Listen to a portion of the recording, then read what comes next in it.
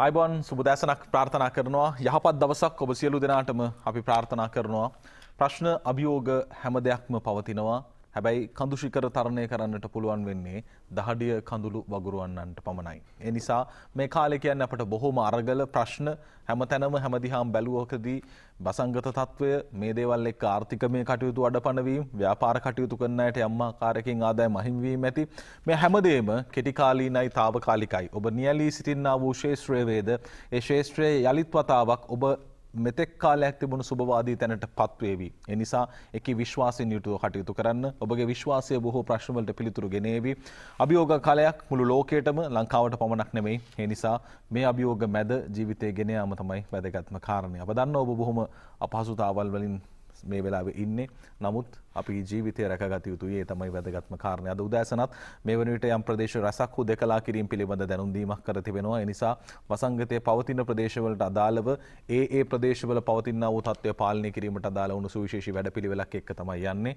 හැබැයි අපිට ඔබට පනවා තිබුණු සංචරණ සීමාවන් ඉවත් වුණත් යම් ආකාරයකින් නියමිත වුණු සෞඛ්‍ය ක්‍රමවේදවලට අනුව ජීවත් වීම වැදගත්.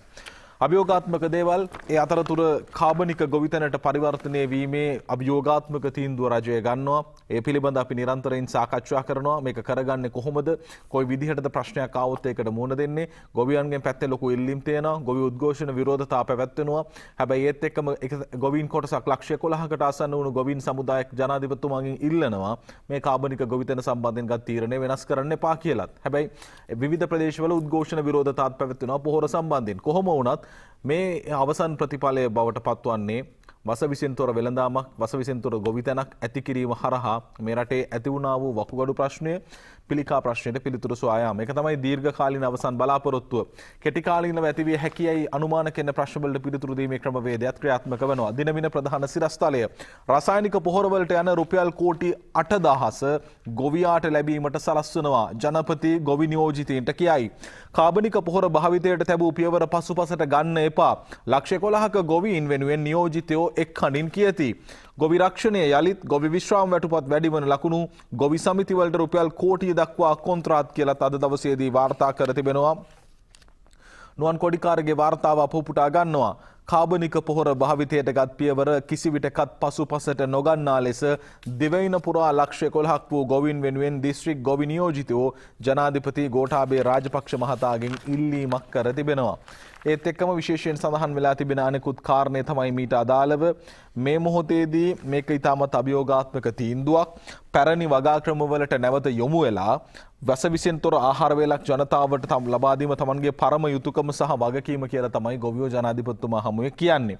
මේ නිසා නිරෝගීමත් අනාගත පරපුරක් වෙනුවෙන් ජනාධිපතිවරයා තැබූ පියවරට ගොවි ජනතාවගේ ප්‍රමාණය හිමි වන බව පැවසුවම නියෝජිතයෝ යුද්ධය අවසන් කළා වගේම සමස්ත රටවැසියා වෙනුවෙන් සියලු ගොවීන් එක් කණ්ඩායමක් යටතේ කාබනික පොහොර අභියෝගය ජය ගැනීම සඳහා ජනාධිපතිවරයාට සහාය දෙන බව සහතික වුණා. ගොවීන් ලක්ෂ 11ක් ගොවි සංවිධාන 17000ක් ගොවි ජන සේවා මධ්‍යස්ථාන 563කින් මේ බලමණ්ඩලය සකස් වෙලා තියෙනවා. ඒ අනුව කාබනික පොහොර භාවිතයට යොමු වීමෙන් පසු රාජ්‍ය ක්‍රියාත්මක කිරීමට අපේක්ෂිත වැඩපිළිවෙල පිළිබඳව ජනාධිපතිවරයා දැනුවත් කරනවා. මේක හදිසි තීරණයක් නෙවෙයි.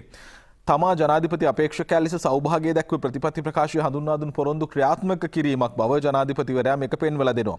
මීට පෙර අවස්ථා ගණනාවකදී පැවති ආණ්ඩු කාබනික පොහොර වගාවට යොමු වීමට උත්සාහ කර තිබුණු බවත් ඒවා අසාර්ථක වීමට හේතු වුණේ ඒවා මැනවින් අධ්‍යයනය කර වැඩපිළිවෙලකට ක්‍රියාත්මක නොවීම කියලා ජනාධිපතිතුමා කියනවා. අද දිනමින පුවත්පතේ ප්‍රධාන සිරස්තල අපි මේ විදිහට උපුටා ගන්නකොට Daily News පුවත්පතේ ප්‍රධාන සිරස්තලයේ ඇසුරින්මයි ලියවෙන්නේ Do not reverse chemical fertilizer ban farmers to benefit from 80,000 million spent on fertilizer imports. මේ අපි දිනමින පුවත්පතේ කියවුණු කාරණේමයි කියවෙන්නේ. ගොවීන්ට විශේෂ සහන ලබා දීමට බලාපොරොත්තු වෙනවා. ගත්ත තීරණය අපස්සට හරවන්නට එපා. ලක්ෂ 11ක ගොවියන් වෙනුවෙන් නියෝජිතයින් තමයි ජනාධිපතිතුමාගෙන් ඉල්ලීම කරන්නේ. අද පුවත්පතේ වාර්තාව පොහොර ආනයනයට වැයවන රුපියල් මිලියන 80,000ක මුදල ගොවි ජනතාවට යහපාලන සමයේ අන සිටි ගොවි රක්ෂණය යලිත් ජනපති පොරොන්දු වෙයි කියලායි වාර්තා වෙන්නේ. යනුව ගොවි රක්ෂණ ක්‍රමවේදය යලිත් වතාවක් පැමිණෙනවා කියන සහතිකයක් ලබා දී තිබෙනවා. ඉතින් ඇත්තරම ප්‍රශ්නය වෙන්නේ යම් විදිහකින් නියමිත ප්‍රමාණයකට අස්වැන්න ගන්නට බැරි වුණොත් එහෙම වුණොත් අහිමි වෙන වෙළඳපොළ ආදායම ගොවියාට ලබා දෙන්නේ කොහොමද? ඉතින් මේ වගේ ගොවි රක්ෂණ, ඒ වගේම රුපියල් මිලියන ගානක මේ මුදල් ප්‍රමාණය වෙන් කිරීම හරහා ගොවියාට වෙන පාඩුව ප්‍රතිපූර්ණය කරන්නට රජයාවට හැකියාවක් තියෙනවා නම් ඇත්තටම වෙන්නට පුළුවන් ප්‍රශ්න බොහෝමයක් අවම කර ගැනීමේ හැකියාව පවතිනවා කියන කාරණේ තමයි අද දවසේදී වාර්තා කර තිබෙන්නේ. අපි එතනින් පසු යනවා ඛේදවාචකයක්. මේ කතාව මේවා උදේ පාන්දර කියන්නට වෙන එක කනගාටුවක්, නමුත් කිව යුතුයි. උදේ පාන්දරද රෑද කියලා අදාළ නැහැ. රටේ සිද්ධ වෙන කාරණා මේවා කවුරුත් දැනගත යුතුයි. මේ ඛේදවාචකයන් උදේ පාන්දර කිව්වත් රෑ කිව්වත් කවදාවත් නතර වෙලා නැහැ. හැමදාම අපිට පත්තරයක් පෙරළුවොත් මේ දේවල් අහන්න සිද්ධ වෙනවා. අද දිවයින ප්‍රධාන සිරස්තලය කන්‍යාවක කියලා දැරිය ලක්ෂ 3 ගානේ විකිණීම මිහින්තලයේ උපසභාපති සහ කෝටිපතියා අත්අඩංගුවට. හේමන්ත රන්දුනුගේ වාර්තාව දිවයින පුවත්පතෙන් උපුටා ගන්නේ. අන්තර්ජාලය ඔස්සේ දැන්වීම් පළ කර 15 හැවිරිදි දැරියක අලෙවි කළ සිද්ධිය සම්බන්ධයෙන් විමර්ශන පවත්වන ළමා සහ කාන්තා කාර්යාංශයේ ලිංගික අපයෝජනය සඳහා එම දැරිය මුදලට ලබාගත් මිහින්තලේ ප්‍රාදේශීය සභාවේ උපසභාපතිවරයා සහ පොළොන්නරුවේ කෝටිපති ව්‍යාපාරිකයෙකු ඇතුළු 30 දෙනෙකු පෙරේදා හවස අත්අඩංගුවට ගන්නවා. ඉතින් මේ උපසභාපතිවරයා පත් වෙන්නේ ඔබේ මගේ ජනතා ඡන්දයෙන්. ඒකත් අපි මතක තියාගෙනම මේ ප්‍රවෘත්තියට යන්නට ඕනේ. ඡන්දෙ දීලා යවන අයගේ කෙරුවාව තමයි මේ තියෙන්නේ. කොහොම හරි මිහින්තලේ උපසභාපති සහ කෝටිපති අත්අඩංගුවට ඇතුළු පිටු වාර්තාව කන්‍යාවියක් ලෙස පවසමින් මේ 15 හැවිරිදි දැරිය පොළොන්නරුවේ ව්‍යාපාරිකයාට අලෙවි කරලා ලක්ෂ 3කට විකිණනවා කියලා විමර්ශන වලින් අනාවරණ වෙනවා. මේ මුදලින් ලක්ෂ 1.5ක් මුදලක් දැරියට ලබා දෙනවා. ඉතිරි ලක්ෂ 1.5 මේ සිද්ධියේ ප්‍රධාන සැකකරු විසින් ලබාගෙන තියෙනවා කියලායි පොලිසිය කියන්නේ. 15 හැවිරිදි මේ දැරිය මුදලට විකිණීමේ සිද්ධිය සම්බන්ධයෙන් මේ වෙද්දී චීවරධාරියෙකු ඇතුළු පුද්ගලින් 21 දෙනෙකු අත්අඩංගුවට ගෙන සිටි ඇති අතර තවත් පුද්ගලින් 30 දෙනෙකු පමණ අත්අඩංගුවට ගැනීමට නියමිතව සිටින බව පොලිස් මාධ්‍ය ප්‍රකාශකවරයා සඳහන් කරනවා. මිහින්තලේ ප්‍රාදේශීය සභාවේ උපසභාපතිවරයා මෙම දැරිය ලිංගික කටයුතු සඳහා මුදලට ලබාගෙන ඇත්තේ අන්තර්ජාලය ඔස්සේ පළවී තිබූ දැන්වීමක් කරා බවද විමර්ශන වලින් හෙළි වෙලා තියෙනවා. ජනතා සේවයට වෙලාව නැතුව ඇති මේ වගේ දේවල් වෙබ් අඩවිවල පළවෙන මේ වගේ නිවේදන බලලා අන්තර්ජාලය හරහා මේ වගේ දේවල් ඇනවුම් කරන්න මේ වගේ කටයුතු වලට යොමු වෙන්නට ප්‍රාදේශීය සභාවේ උපසභාපතිවරයාට හොඳට වෙලාව තියෙන්නේ නැති. මේ සිද්ධිය සම්බන්ධයෙන් පොළොන්නරුවෙන් අත්අඩංගුවටගත් කෝටිපති ව්‍යාපාරිකයා පොළොන්නරුව ප්‍රාදේශීය සභාවේ සහ රාජ්‍ය ආයතනවල කොන්ත්‍රාත් ලබා ගන්නා ධනවත් ව්‍යාපාරිකයෙක්. කන්‍යාවියක සමග ලිංගිකව හැසිරීමට අවශ්‍ය බවට සැකකාර කොන්ත්‍රාත්කරු මෙම සිද්ධියේ ප්‍රධාන සැකකරුට පවසා ඇත. ඒ අනුව ප්‍රධාන සැකකරු මෙම 15 හැවිරිදි දැරිය කන්‍යාවියක් යයි කියා රුපියල් 3 ලක්ෂයක මුදලට අලෙවි කර ඇති බව හෙළි වෙලා තියෙනවා. මේ අතර මේ දැරිය ලිංගික සේවය සඳහා විවිධ ස්ථානවලට රැගෙන ගිය පුද්ගලයෙක්ද පොලිසිය මගින් වැල්ලවත්තේදී අත්අඩංගුවට ගන්නා ලදී.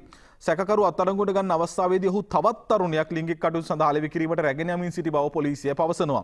අන්තර්ජාලය ඔස්සේ දැන්වීම් පළ කරලා 15 හැවිරිදි දැරියක් ලිංගික ක්‍රියාකාරකම් සඳහා මුදලට අලෙවි කරන පුද්ගලයා මහල් නිවාසයක සිටියේදී අත්අඩංගුවටගත් බව ගල්කිස්ස පොලිසිය කියනවා.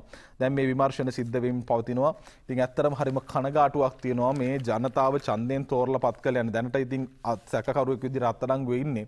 ජනතාව ඡන්දයෙන් තෝරලා පත් කරලා යන මිනිසුන්ගේ හැසිරීම පිළිබඳ ඉතාමත්ම කනගාටුයි සහ ජනතාවත් මේ සම්බන්ධයෙන් තීරණය කර යුතුයි. Taman තෝරාගන්න මිනිසුන්ගේ වැඩ කටයුතු මෙන්න මෙහෙම තමයි ක්‍රියාත්මක වෙන්නේ කියලා මෙතනින් එහාටවත් පාඩමක් ඉගෙන ගන්න. දිවයින පුවත්පතේ වාර්තාව අපි උපුටා ගත්තේ. ඒත් එක්කම අද පුවත්පතේ වාර්තාවටත් අපි අවධානය යොමු කරනවා. අද පුවත්පතේ වාර්තාව මිහින්තලේ ප්‍රාදේශීය සභාවේ උපසභාපති ඇතුළු 3ක් රිමාන්ඩ් 15 වෙනිදා හඳුනා ගැනීමේ පෙරට්ටුවකටත් නියම කරයි. දැරියක් විකිණූ සිද්ධිය. ඒ අනුව බාලවයස්කාර දැරියක් අපයෝජනය කිරීම සහ මුදලට අලෙවි කිරීම සම්බන්ධයෙන් සැකපිට අත්අඩංගුවට ගෙන ලැබූ මිහින්තලේ ප්‍රාදේශීය සභාවේ උපසභාපතිවරයා ඇතුළු සැකකරුවන් 30 දෙනෙකු හඳුනා ගැනීමේ පෙරට්ටුවකට එළඹෙන 15 වෙනිදා ඉදිරිපත් කරන ලෙස කොළඹ අතිරේක මහේස්ත්‍රාත් ලෝචනී අබේවික්‍රම නියෝග කරනවා. පිටස්තර පුද්ගලයන්ට හඳුනා ගැනීමට නොහැකි වන ආකාරයට මොවුන් සම්පූර්ණයෙන් ආවරණය කර හඳුනා ගැනීමේ පෙරට්ටුවට ඉදිරිපත් කිරීමට පියවර ගන්නා ලෙසද මහේස්ත්‍රාත්වරිය දැනුම් දෙනවා. මොවුන් 30 දෙනාට අමතරව මේ සිද්ධියට අදාළව අත්අඩංගුවට ගනු ලැබූ තවත් සැකකරුවන් ලබන 15 වෙනිදා දක්වා රිමාන්ඩ් භාරයේ තියෙනවා. ළමා සහ කාන්තා කාර්යාංශයේ ස්ථානාධිපති පොලිස් පරීක්ෂක මනෝජ් සමරසේකර මහතා කළ ඉල්ලීමක් පිළිගනිමින් තමයි මහේස්ත්‍රාත්වරිය සැකකරුවන් හඳුනා ගැනීමේ පෙරට්ටුවකට ඉදිරිපත් කරන්නේ. ප්‍රධාන පොලිස් පරීක්ෂක මනෝජ් සමරසේකර මහතා සිද්ධියට අදාළ විමර්ශනවලදී ප්‍රගති අධිකරණයට දැනුම් දෙමින් බාල වයස්කාර දැරියක කොළඹට රැගෙන විත් හෝටලයක රඳවාගෙන අන්තර්ජාලයේ දැන්වීම් පළ කර ඇය මුදලට අලෙවි කර ඇති බව හෙළිදරව් කරනවා. ඉතින් මේ තමයි ඛේදවාචකය. කොමුණත් අද පුවත්පත් සෑම පුවත්පතකම පහේ වාර්තා කර තිබෙනවා. මේ දිගුවක් විදිහට ඩේලි මිරර් පුවත්පතේ වාර්තාවටත් අපි අවධානය යොමු කරනවා. ඩේලි මිරර් පුවත්පතේ වාර්තාව මේ දැරියගේ පැත්තේ පසුබිමත් සොයා බැලිය යුතුයි. Sexual exploitation of a 15-year-old girl වයස අවුරුදු 15ක දැරිය ලිංගික අපයෝජන ක්‍රියාවලියට යටත් වීම පොලිස් පරීක්ෂණ දියත් වෙනවා. The law state that it's an offence of the rape or abuse a child below 16 years of age with or without consent. දැරියගේ කැමැත්තෙන් හෝ අකමැත්තෙන් හෝ අනුදැනුමකින් තොරව වයස අවුරුදු 16ට අඩු දැරියක යම් ආකාරයකින් ලිංගික කටයුත්තකට යොදා ගන්නවා නම් ඒක අපයෝජනයක් හෝ මේ දූෂණයක් විදිහට තමයි නීතියට අනුව සැලකෙන්නේ. She was allegedly raped by the male adults in her close family at a young age and one of them is the main accused in this case. මේ දරුවාට සම්බන්ධ වුණු පවුලේ කෙනෙකු ඇය මූලික වශයෙන් පළමුවෙන්ම යම් ආකාරයෙන් අපයෝජනයකට අතවරයකට ලක් කර තිබෙනවා. බොහෝ මේ සිදුවීම් වල මුල හොයාගෙන ගියොත් පවුලේ ළඟම ඥාතියෙකු තවුරු හරි කෙනෙකු මේ වගේ දැරියන් අපයෝජනයට හෝ දූෂණයට ලක් කිරීමත් එක්ක තමයි ඇය සමාජයේ විකිනෙන තැනකටපත් වෙන්නේ. දැන් මෙතනත් මේ විදිහටම මේ අදාළ දැරියගේ පවුලේ සමීපතමයෙකු අතින් ඇය අතවරයකට හෝ අපයෝජනයකට ලක් වුණා කියන කාරණේ කියවෙනවා. Child Right Act with this question, how national security could be achieved when the state fails to protect a defenseless child? කොහොමද අපි කියන්නේ ජාතික ආරක්ෂාවක් රටේ තහවුරු වෙලා තියෙනවා කියලා ආරක්ෂාවක් නැති මෙවැනි දැරියක් මේ විදිහට අන්තර්ජාලයේ පෝස්ට් දාලා විකුණන තරමට ගමන් කරලා තියෙනවා නම් ඒක තමයි ප්‍රශ්නේ. Sri Lanka child protection crisis hit a new low when the 35-year-old man was arrested in the charges of selling 15 years old girl online for sexual activities on June 8. ජූනි 8 වෙනිදා තමයි මේ දැන්වීම පළ කරලා 35 හැවිරිදි පුද්ගලයෙකු විසින් අවුරුදු 15ක දැරිය අන්තර්ජාලයේ ඔය බඩු විකුණනවා වගේ විකුණන තැනකටපත් වෙන්නේ. මේක තමයි ඛේදවාචකය. නීතිය දැඩි ලෙස ක්‍රියාත්මක කළ යුතුයි. එය තමයි අපගේ ඒකම යෝජනාව බවට පත් වෙන්නේ. ලංකාදීප පුවත්පතේ වාර්තාවට අපි යමු. ඊට පෙර වෙලාව බලමු. වෙලාව බලලා යලිත් කතා කරමු.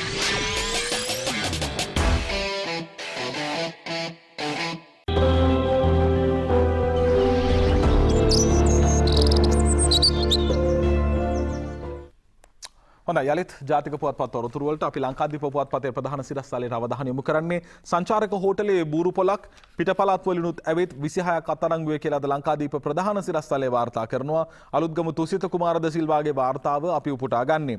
අලුත්ගම නගරයේ සංචාරක හෝටලයක් පවත්වාගෙන ගිය සුපිරි බූරු පොලක් වටලා 26 දෙනෙකු පෙරේදා රාත්‍රියේ අත්අඩංගුවට ගත් බව අලුත්ගම පොලිස් අපරාධ කොට්ටාශය සඳහන් කර සිටිනවා. අද ලංකාදීප පත්තරේ ප්‍රධාන සිරස්තලයේ බවට පත් වෙන්නේ මේ කාරණය අපි ලංකාදීප වාර්තාව උපුටා ගත්තේ. ඒත් එක්කම තමයි මේ වෙද්දී යම් ආකාරයකින් මුදල් අච්චු ගැනීමේ ක්‍රමවේදයක් පිළිබඳ රට ඇතුලේ කතා බහකට ලක් වුණා.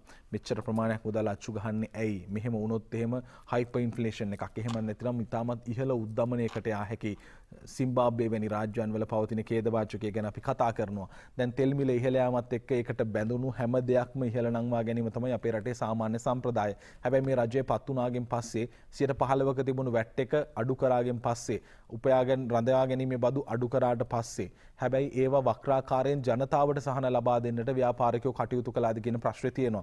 ඔබට මට අහන්න හම්බුනේ නෑනේ වැට් එක අඩු කරා කියලා අපේ බඩු මිල අඩු වුණා කියන කතාව. අන්න ඒක තමයි එතන ප්‍රශ්නේ උනේ. ආර්ථිකමය වශයෙන් එච්චර සහනයක් ලබා දීලා තිබුණත් ඒක පාරිභෝගිකයාට පරිවර්තනය වුණාද විතැන් වුණාද? දැන් මව්බිම ප්‍රධාන සිරස්තලය පිටිමිල ඉහළ දැමූ සමාගමට එරෙහිව නඩු බේකරි නිෂ්පාදන වල මිල ඉහළ නොදන්නයි සංගමයේ එකග වේ කියලා වාර්තා කරනවා. අද මව්බිම පුවත්පතේ වාර්තාව පිටි සඳහා වුණු පාලන මිලක් සඳහන් කර තිබියදී අවසරයකින් තොරව තිරිඟි පිටි කිලෝවක මිල රුපියල් 18කින් ඉහළ දැමීමට සෙරන්ඩිප් සමාගමට ඉඩ නොදෙන බවත් එම නිසා පාන් ඇතුළු කිසිදු බේකරි නිෂ්පාදන වල මිල ඉහළ නොදැමීමට සමස්ත ලංකා බේකරි හිමියන්ගේ සංගමය එකඟ වූ බවත් සම්පකාර සේවා අලෙවි සංවර්ධන සහ පාරිභෝගික ආරක්ෂණ කටයුතු රාජ්‍ය අමාත්‍ය ලසන්ත අලගේවන්න මහතා ප්‍රකාශ කරනවා.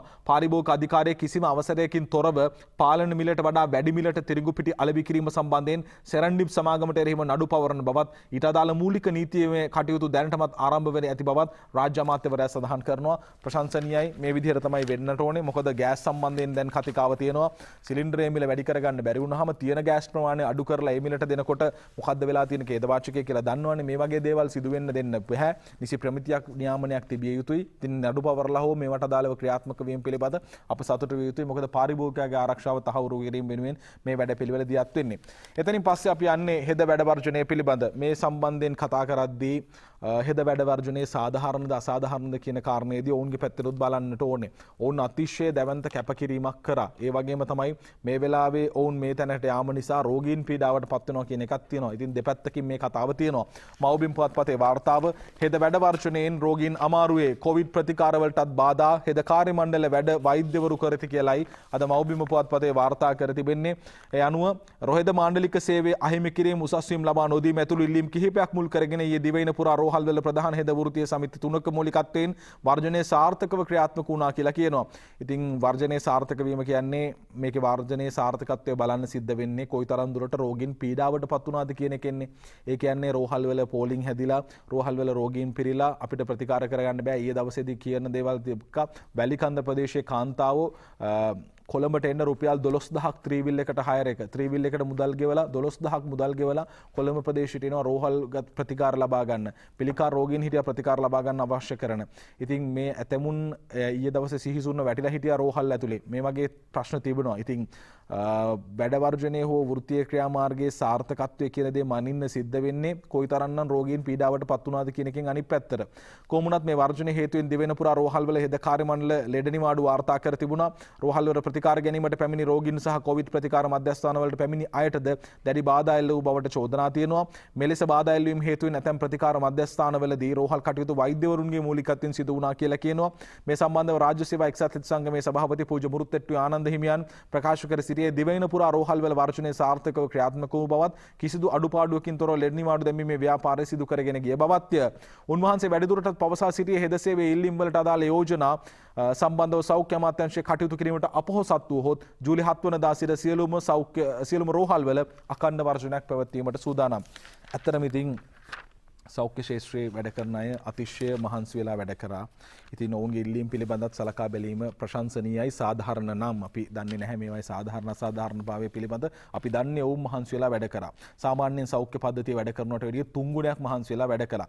ඒ නිසා ඒ ශේෂ්ත්‍රයේම ඉන්න වෙනත් කෙනෙකුට වරදාන වරප්‍රසාද දෙනවා නම් බිම්මට්ටමේ මහන්සි වෙන සෞඛ්‍ය සේවයේ ඉන්න විශේෂයෙන්ම පෞල් සෞඛ්‍ය සේවිකාවගේ ඉඳලා අයටත් වරදාන වරප්‍රසාද ඒ විදිහට ලැබෙන්න ඕනේ. ඒක තමයි සාධාරණවත්. අපි දන්නවා දැන් ලෝකේ ගත්තාම කුවේට් වගේ රාජ්‍යයන් වල බිලියන ගණන් මුදල් වෙන් කරලා තියෙනවා. ඒවා ධනවත් රාජ්‍යයන් වෙන් කර තියෙනවා සම්පූර්ණයෙන් මේ වෙලාවේ ඉදිරිපෙළ සේවකයෝ විදිහට වැඩ කරන සෞඛ්‍ය අංශවලට බෝනස් ගෙවන්න. ඉතින් ඒ නිසා මෙවැනි ඉල්ලීම් තියෙනවා නම් මේවා පිළිබඳ සාධාරණ නම් මේවට අදාළ විසඳුමක් ලබා දිය යුතුයි. හැමෝටම එක හැන්දෙන් බෙදලා. ඒත් එක්කම තමයි අද දවසේදී අරුණ පුවත්පතේ වාර්තාවටත් අපි අවධානය යොමු කරනවා. රෝහල් වැඩ අඩපණයි විසඳුම් නැත්නම් 7 වෙනිදා සිට අඛණ්ඩ වර්ජනය කියලා වාර්තා කර තිබෙනවා. ඉල්ලීම් 9ක් මුල් කර ගනිමින් ඊයේ ආරම්භ වූ අසනීප නිවාඩු වාර්තා කිරීම හෙද වෘත්තීය ක්‍රියාමාර්ග හේතුවෙන් සියලුම රෝහල් වල කටයුතු අඩාල වී තිබෙනවා කියලා තමයි අරුණ පුවත්පතත් වාර්තා කර තිබෙන්නේ. ඉතින් ඉල්ලීම් 9ක් මුල් කරගෙන තමයි ඔවුන් මේ ආකාරයෙන් විරෝධතාවයකට එන්නේ. ඒ අනුව සියල්ලීම් සම්බන්ධයෙන් බලධාරී වූ යහපත් ප්‍රතිචාරයක් දැක්ුවේ නැත්නම් ඔවුන් අඛණ්ඩ වැඩ වර්ජනයකට යන්නට බලාපොරොත්තු වෙලා තියෙනවා. ඉතින් මේ සම්බන්ධ අවධානය යොමු කරන්නේ තමයි අපිට කරන්න තියෙන ඉල්ලීම. ද අයිලන්ඩ් පුවත්පතේ වාර්තාවක් තිබෙනවා. මේක වෙනස් කතාවක්. ඇත්තටම හමුදාවේ මැදිහත් වීම තුළ එන්නත් කරන ක්‍රියාවලිය බොහොම සක්‍රියව වේගවත් වුණා. දැන් GMO එක කම්ප්ලේන් කරනවා. GMO එක කියන්නේ රජ වෛද්‍ය නිලධාරීන්ගේ සංගමය පැමිණිලි කරනවා. GMO complaints of the military interferences in vaccinations drive, army refute allegation. The Government Medical Officers Association yesterday informed the Health Ministry that the security forces continue to interfere with the anti-COVID-19 activities carried out by the health officials. Security forces carry out vaccination programs across the country in an ad hoc manner, and what would lead confusion, the GMO added. GMO Secretary Dr. Senel Fernando Island said that their representative from the East had informed that the security forces were meddling with the vaccination program as well. එන්නත් කරන ක්‍රියාවලියේදී මේ ආරක්ෂක අංශ මැදිහත් වීම පිළිබඳ අප ප්‍රශංසනීයව කතා කළා. නමුත් යම් තැන්වලදී ගැටලු සහගත තත්ත්වයන් පත්වනවා කියන කාරණේ පිළිබඳ රජයේ වෛද්‍ය නිලධාරීන්ගේ සංගමයේ ප්‍රකාශයක් කර තිබෙනවා. ඉතින් දී අයිලන්ඩ් පුවත්පතේ ප්‍රධාන සිරස්තලය තමයි අපි ඒ උපුටා ගත්තේ. ඒත් එක්කම තමයි ඩේලි මිරර් පුවත්පතේ වාර්තාවටත් දැන් අපි අවධානය යොමු කරනවා. ඒ තමයි දැන් ලෝකයේ යලිත් වතාවක් වසංගතය පිළිබඳ රැල්ලක් ඇති වෙමින් පවතින්නේ. මේ ඩෙල්ටා වේරියන්ට් එක පැතිරීමත් එක්ක ඩෙල්ටා වෛරස් ප්‍රභේවයත් එක්ක ලෝකයේම යලිත් අවධානමකට යනවා. ඒ ලෝක සෞඛ්‍ය සංවිධානය ප්‍රකාශ කළා නව රැල්ලක් ඇතිවීමේ අවධානම යුරෝපාකරයේ ඇති වෙමින් පවතිනවා. ඩේලි මිරර් වාර්තාව fourth wave likely in 10 weeks if guidelines ignored. ඔබ සෞඛ්‍ය නිර්දේශ ප්‍රතික්ෂේප කරලා වැඩ කරොත් තවත් සති 10කදී හතරවන රැල්ලට මුහුණ දීමට සිදු වේවි. Health Ministry said they were continuously monitoring the situation. First 3 COVID-19 waves in Sri Lanka was of the Alpha variant could have serious repercussions as the majority of citizens still unvaccinated. එන්නත් කරණය තවත් සමස්තයක් සාර්ථකව සිදු නොවුනොත් ඒ වගේම තමයි පළමු රැලි තුනම ඇති වුණේ ඇල්ෆා වේරියන්ට් එකෙන්. හැබැයි දැන් මේ ඇතිවීමට බලාපොරොත්තු වෙන අවධානම වන්නේ මේ ඩෙල්ටා වේරියන්ට් එක. ඒ කියන්නේ ඉන්දියාවේ වෛරසයේ වේගෙන් පැතිරුණු ප්‍රභේදය. දැන් මේක ඩෙල්ටා ප්ලස් ගැනත් කතා කරනවා. මේ වෛරස ප්‍රභවය තවත් දියුණු වෙලා ඉන්දියාවේ ඔක්තෝබර් මාසයේ වෙද්දී මීළඟ රැල්ල ඇති වේවි කියලා පුරෝකථන කරනවා සහ දැනටත් ඉන්දියාවේ ඇතැම් නගරවල යලිත් වෛරසය හිසෝසෝමින් තියෙනවා. ඒ නිසා මේ ඩෙල්ටා වේරියන්ට් එක එහෙමත් නැතිනම් ඉන්දිය වෛරස ප්‍රභවය කියන්නේ ලේසි පහසු සුළුපටු කතාවක් නෙමෙයි. ලෝකේ බොහෝ රටවල් විවෘත කරන්න බලාපොරොත්තු වෙන හිටියත් ඒ රටවල් යලිත් වසංගතයට ගොදුරු වෙන්නේ මේ කියන ඉන්දිය වෛරස ප්‍රභවය නිසා. මේ වෙලාවේ ඕස්ට්‍රේලියාව සිඩ්නි මේ ආකාරයේ ප්‍රදේශ බොහෝමයක් යලි ලොක්ඩවුන් එකකට යනවා. ඒ විතරක් නෙමෙයි මුඛාවරණ ගලවලා විසි කරපු ඊශ්‍රායලය වගේ රාජ්‍යයන් එන්නත් කරන්නේ සමස්ත ජනතාවටම කරලා තිබුණු ඊශ්‍රායලය වගේ රාජ්‍යයන් වල යලිත් වෛරසය ආසාදිතව වැඩි වෙලා යනවා. කුවේට් වගේ මේක පාලනය කරපු රටවල් වල යලිත් ආසාදිතව වැඩි වෙලා යනවා. ඒ නිසා මේක සුළුපටු දෙයක් නෙමෙයි. එක්සත් රාජධානිය විවෘත කරන්නට නියමිතව තිබුණා. නමුත් උන්ට තවත් කාලයක් ලොක්ඩවුන් එක දීර්ඝ කරන්න වුණා. දැන් මේ වෙද්දී ඉන්දිය ප්‍රභේදයෙන් පොකුරු ඇතිවීමේ තත්ත්වය නිසා. ඒ නිසා ලංකාව කියන්නේ මේ ආශ්චර්ය රාජ්‍යයක් නෙමෙයි. ඒ නිසා ලංකාවටත් මේවා වෙන්න පුළුවන්. මේච්චර දැන් වෙලා තියෙනවනේ අපි කවදාවත් හිතුවේ නැහැ නේ දවසකට 2000 3000ක් ආසාදිත වෙයි කියලා.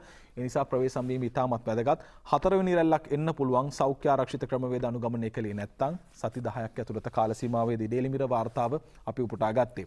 ඒත් එක්කම තමයි දිවයින පුවත්පතේ තොරතුරකට අපි අවධානය යොමු කරනවා. දිවයින පුවත්පතේ වාර්තාව තමයි බස්නාහිර කොවිඩ් ව්‍යාප්තිය සම්බන්ධයෙන් වාර්තාව. බස්නාහිර කොවිඩ් ව්‍යාප්තිය දරුණුයි එන්නත් කඩිනම් කෙරේ සමන් ගමගේගේ වාර්තාව. යනුව බස්නාහිර පළාතට අයත් කොළඹ කම්පහ සහ කළුතර දිස්ත්‍රික්කයන්හි කොරෝනා ව්‍යාප්තිය සෙසු ප්‍රදේශවලට වඩා තවදුරටත් අවධානම් තත්ත්වයක පවතින බව සෞඛ්‍ය වාර්තා මගින් පෙන්눔 කරනවා කියලයි වාර්තා කර තිබෙන්නේ අද දවසේදී. ඒත් එක්කම දිවයින සහ අරුණ පුවත්පත් වාර්තා කර තිබෙන සුවිශේෂී ප්‍රවෘත්තියකට අපි යන්නට ඕනේ. ඒ තමයි හමුදාව හෝ වේවා පොලිසිය හෝ වේවා මහජනතාව හෝ වේවා නීතියට ගරු කරන්නට ඕනේ. තමන් අඳගන්න නිල ඇඳුම මොකක් වුණත් තමන්ට අදාළව නීතියක් රටේ තියෙනවා නම් තමන්ගේ නිල ඇඳුමට ගෞරවයක් ආභරණයක් වෙන විදිහටයි වැඩ වෙන්නට ඕනේ. දිවයින පුවත්පතේ වාර්තාව වනජීවී නිලධාරියාට පහර දීම මේජර් ජෙනරාල්ට අප කියලා අද දවසේදී වාර්තා කර තිබෙනවා. දිවයින පුවත්පතේ අපි ඒට අවධානය යොමු කරනවා නම් මොකද මේ කාරණය බොහොම පුළුල්ව කතා කෙරුණු මාතෘකාවක් වුණා. මිහින්තලේ රංගචතු කැකිරාවේ සුදත් ඒකනායකගේ වාර්තාව තමයි අප උපුටා ගන්නේ. මින්නේරිය ජාතික වන උද්‍යානයේ රාජකාරියේ නිරතව සිටි වනජීවී නිලධාරීන්ගේ රාජකාරියට බාධා කර එක් වනජීවී නිලධාරියෙකුට මරණ තර්ජනය එල්ල කිරීමේ සිද්ධිය සම්බන්ධයෙන් සැකපිට අත්අඩංගුවටගෙන අධිකරණයට ඉදිරිපත් කළ ශ්‍රී ලංකා යුද හමුදාවේ 21 වන සේනාංකාධිපති මේජර් ජෙනරාල් මොහන් රත්නායක යන අය රුපියල් ලක්ෂ 5ක් වටිනා ශරීර ඇප දෙකක් මත මුදා හරින ලෙස කැකිරාව දිසා විනිසුරු සහ මහේස්ත්‍රාත් සමන් කාර්යවසම් ඊයේ නියෝග කරනවා. මහේස්ත්‍රාත්වරයා මෙසේ නියෝග කළේ මෙම සිද්ධියට අදාළව දැනට සිදු කර ඇති මූලික විමර්ශනවල ප්‍රගතිය දැක්වෙන වාර්තාවක් සමග සැකකරු අධිකරණයේ ඉදිරිපත් කළ අවස්ථාවේදී 2022 වසරේ පෙබරවාරි මාස 22 වෙනිදා යලි අධිකරණයේ හමුවේ පෙනී සිටින ලෙසත් සැකකාර මේජර් ජෙනරාල්වරයාට මහේස්ත්‍රාත්වරයා නියෝග කරනවා. සැකකරු ඊයේ උදෑසන හබරණ පොලිසියට බාර වීමෙන් පසු අත්අඩංගුවටගෙන මෙලෙස අධිකරණයට ඉදිරිපත් කළ බව කියා සිටි හබරණ පොලිසිය සිද්ධිය සම්බන්ධයෙන් තවදුරටත් විමර්ශන සිදු කරනවා. සැකකරු වෙනුවෙන් පෙනී සිටි නීතිඥයින් අධිකරණයට කියා සිටියේ වනජීවී නිලධාරීන්ට පහර දුන් බවට සැකකාර මේජර් ජෙනරාල්වරයාට නගා ඇති චෝදනා තරයේ ප්‍රතික්ෂේප කරනවා කියලයි. සැකකරු ශ්‍රී ලංකා යුද හමුදාවේ කීර්තිමත් විනයගරුක මේජර් ජෙනරාල්වරයෙකු බවද අධිකරණයෙන් සඳහන් කළේය.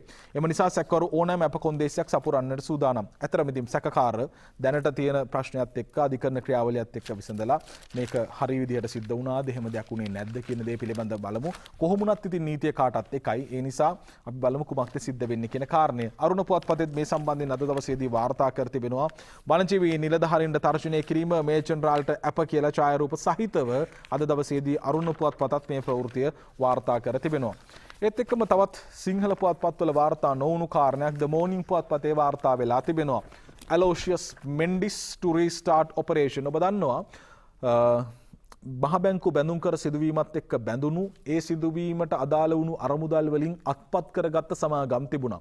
විශේෂයෙන්ම මේ ඇලෝසියස්ලාගේ පවුල විසින් අත්පත් කරගත්ත සමාගම් තිබුණා. මේ සමාගම් අත්පත් කර ගැනීමේදී ඔවුන් මාධ්‍ය ආයතන අත්පත් කරගත්තා.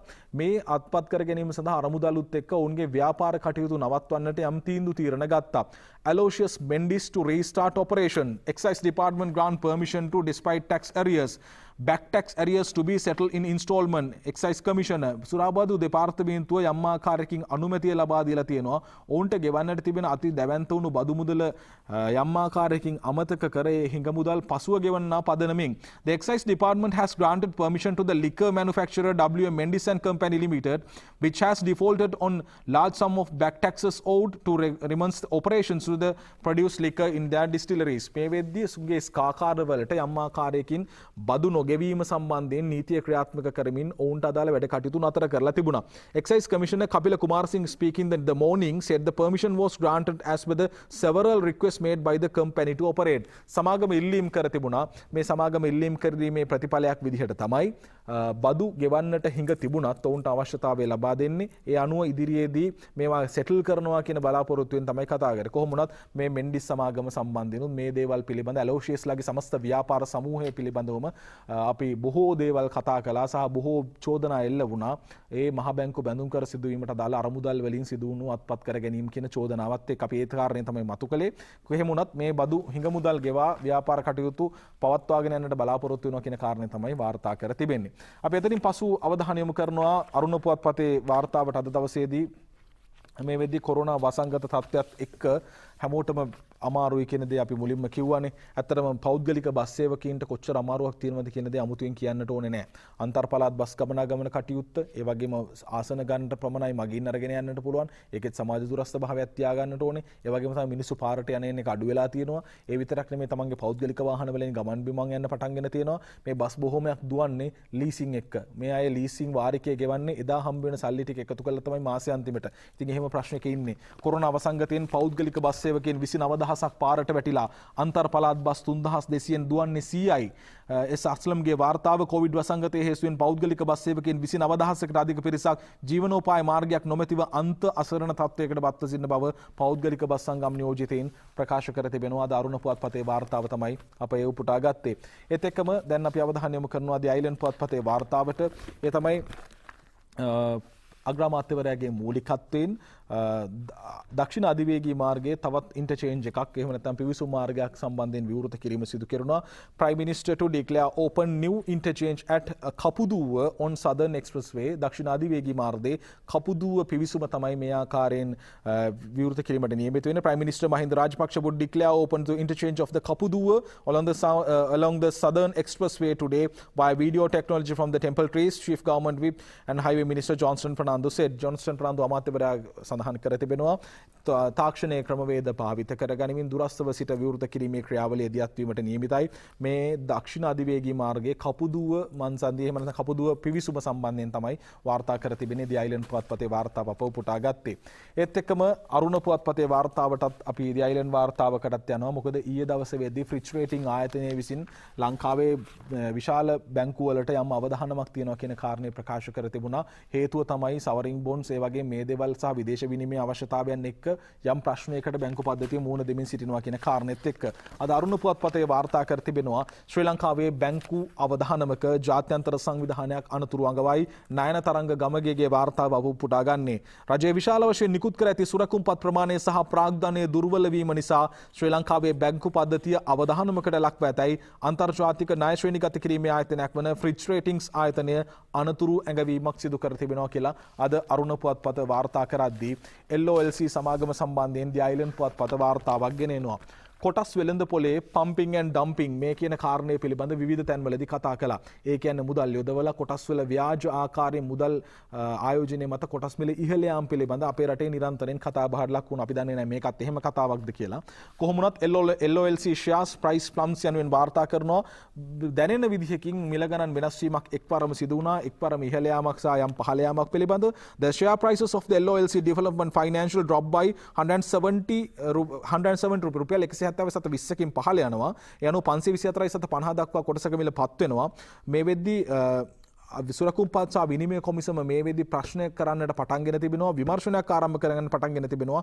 කොහොමද මේ ආකාරයෙන් ඉතා විශාල විචලනයක් සිද්ධ වුණේ කියන කාරණය. At the end of the trading on Wednesday, NIFL share sold at 694 694ට විකිනිච්ච කොටස තමයි මේ විදිහට එකපාරටම පහළ යාමක් සිද්ධ වෙලා තියෙන 170යි 720කින් වගේ. දැන් මේ සම්බන්ධයෙන් පරීක්ෂණයක් ක්‍රියාත්මක වෙනවා සහ අදාළ සමාගම විමසීමක් කරන විට ඔවුන් දැනුම් දීම කරලා තිබුණේ පළ කළ යුතු තොරතුරු නිවැරදිව සත්‍ය තොරතුරු සියල්ල පළ කර තිබෙනවා කිසිදු රහසිගත තොරතුරක් නැහැ කියන පැත්තේ LOLC පැත්තෙන් කියවිලා තිබුණා. නමුත් මේ පිළිබඳ පරීක්ෂණයක් දැන් දියත් කිරීමට බලාපොරොත්තු වෙනවා කියන ප්‍රවෘත්තිය අද දවසේදී වාර්තා වෙලා තියෙද්දී අපි උපුටා ගන්නවා මේ වෙලාවේ විශේෂයෙන්ම කතු ඇකියක් තියෙනවා ඉතාමත්ම වැදගත් කතු ඇකියක්.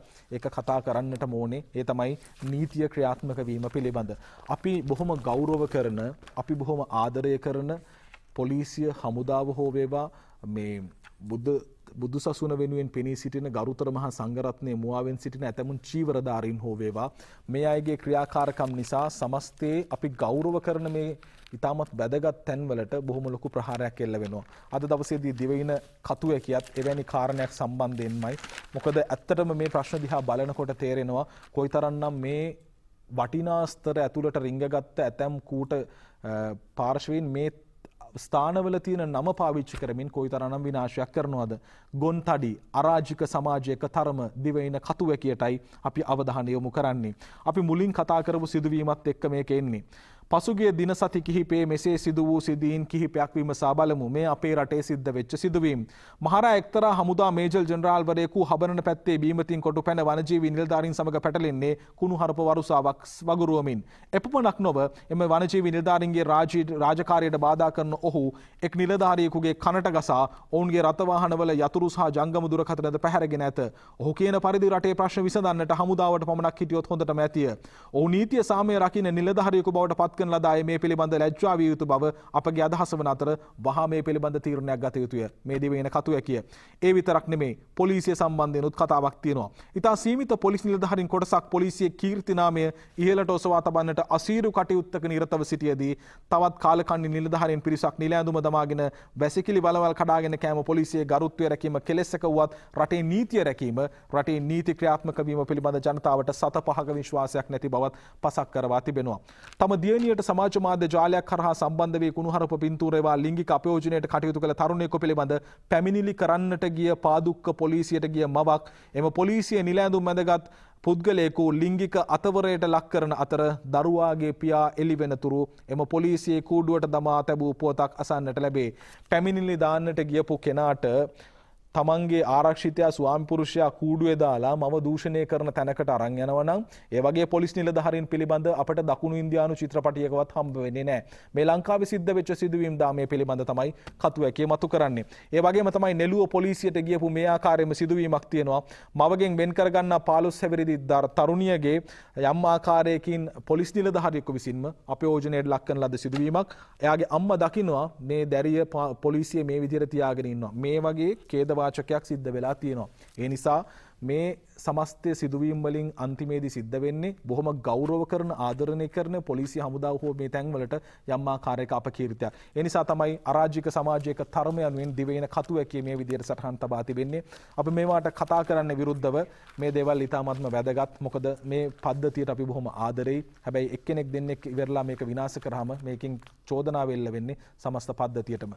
අද දවසේ ජාතික පුවත්පත් තොරතුරු වලින් පස්සේ අපි සූදානම් උදෑසන 7ට කතා බහ ඇතුළතදී කතා කරන්නට කාබනික ගොවිතැන පිළිබඳ අපි වගාවෙන් වගාවට කතා කරගෙන ආවා. එළවලු ඒ වගේම වී ඊට පස්සේ තේ පිළිබඳ අද අපි කතා කරනවා රබර් වගාව කොහොමද කරගෙන යන්නේ කාබනික ගොවිතැනත් එක්ක. විරාමෙන් පස්සේ අපි අලුත් සාකච්ඡාවට එකතු වෙමු.